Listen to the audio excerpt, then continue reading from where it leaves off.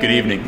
Hopefully by now you've had a chance to enjoy the visual masterpiece that I call Harlem Shake version Mario. The Harlem Shake.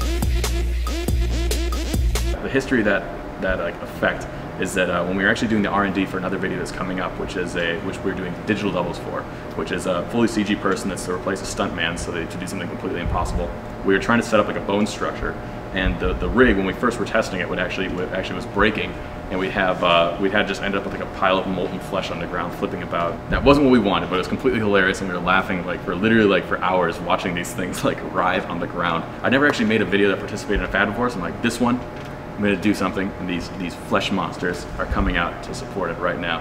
Historians of the channel will know that traditionally when we put videos out, we basically restrict ourselves. Every single video was a 1 week long production cycle, spent 1 week from ideation to creation to VFX to finished. And basically did about 120 of those, 130 of those, and we'd stick to that structure. But the problem was, as we were doing that, we'd always come up with all these ideas. Some ideas that would be like, this takes 1 day to execute, but it's not big enough for a video. And some ideas that were like, this takes a month to execute, which is way too much. We can never get it done. And so I ended up for every 10 video ideas we come up with, only 2 of them would fit in the 1 week structure, and 8 of them ended up on these endless lists. So I've got lists of literally hundreds of videos compiled all over the place, like ideas that I've never been able to execute before.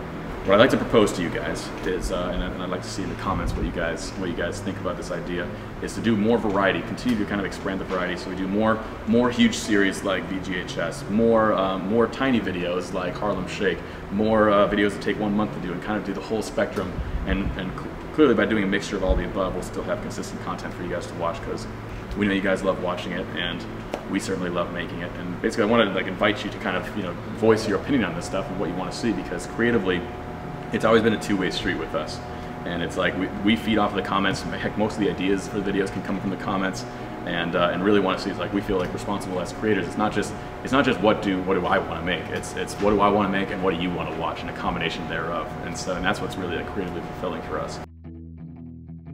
You guys have voiced that you'd be very interested in seeing a lot of tutorials on how to do, because as you guys know, I never went to school for VFX, completely 100% self-taught.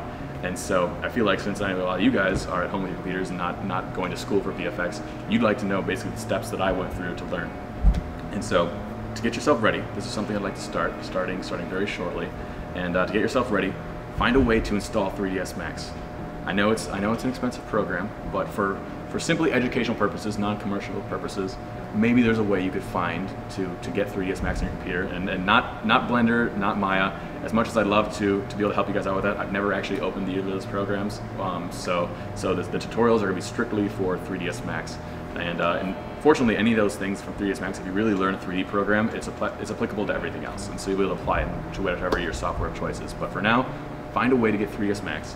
If you're ready for the tutorials, let me know when you're ready. Get your computer set up, and shortly we'll start doing really breaking it down, because we really need to do the fundamentals of 3ds in order to really be able to get into the cool stuff, which is like fire and animation, and digital doubles. In order to get to that stuff, we got to do the baby steps first. And so I'll walk you guys through it, show you what I did to learn, and we'll all go through it together. Hopefully a bunch of you guys can turn into awesome 3D artists and come and work with us.